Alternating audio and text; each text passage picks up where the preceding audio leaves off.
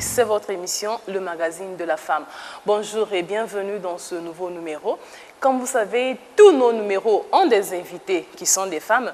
Avec ces femmes, nous parlons de ce qui est problème des femmes, initiative des femmes, tout ce que les femmes rencontrent dans leur vie courante, dans tous les problèmes qu'elles rencontrent aussi dans leur environnement. Pour aujourd'hui, j'ai aussi une femme qui est très spéciale parce que elle est parmi les femmes les pionnières pour une innovation qui est très bonne.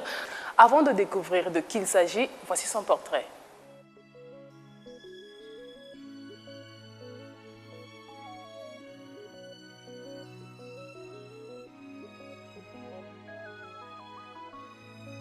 Fille de diplomate née à Brazzaville, Arlette Soudan Nono est mariée et mère de 4 enfants. Elle a grandi et suivi ses études à Moscou puis à Paris, où son père Jean-Pierre Nono était ambassadeur.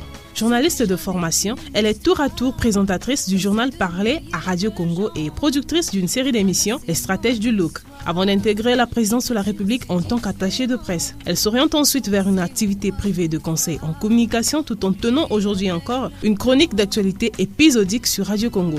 Le clin d'œil d'Arlette Soudan Nono. C'est en 2005 que, constatant le manque d'infrastructures pédagogiques d'excellence au Congo, qu'Arlette Soudan Nono décide de créer de toutes pièces un internat éducatif global allant du primaire au lycée, sur un terrain de 12 hectares protégé des empiètements urbains, à la périphérie nord de Brazzaville, la capitale du Congo, au cœur de l'Afrique centrale. L'Institut Saint-François d'Assise, en sigle ISFA. Passionnée d'éducation, riche de sa double culture, elle sollicite de multiples intervenants extérieurs, européens et africains, PNUD, ministère de l'Éducation nationale, etc. Tant pour l'élaboration de la charte pédagogique originale que pour la construction adaptée des 17 bâtiments qui constituent l'ISFA de Makobandilo, l'un des plus vastes et le plus complet complexe scolaire du Congo.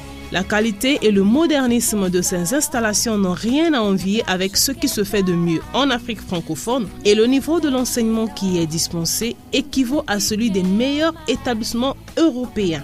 Pour Arlette Soudan Nono, qui a fait de cette phrase la maxime de l'ISFA, demain se prépare aujourd'hui. 50 ans après l'indépendance, la future élite du Congo sera celle qui aura pris le meilleur des deux cultures, celle qui vous ouvre les portes de la mondialisation et celle de nos ancêtres. C'est un arbre dont les racines plongent en terre africaine et dont le feuillage s'épanouit dans l'universel.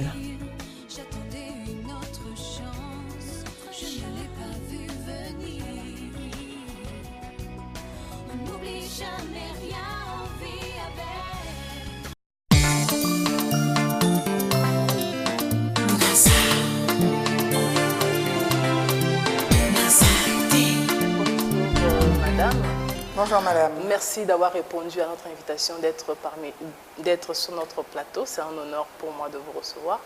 Donc, vous êtes fondatrice de l'Institut Saint-François d'Assise de Makobandilo, qui est à la périphérie nord de Brazzaville. Pour commencer, quelles sont vos motivations pour la création de cet institut?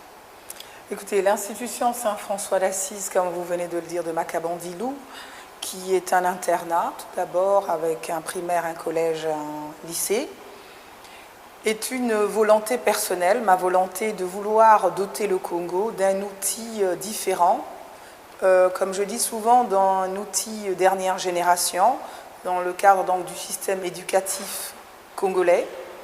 J'ai là souhaité apporter simplement une toute petite pierre, de façon vraiment modeste, à cet édifice Congo.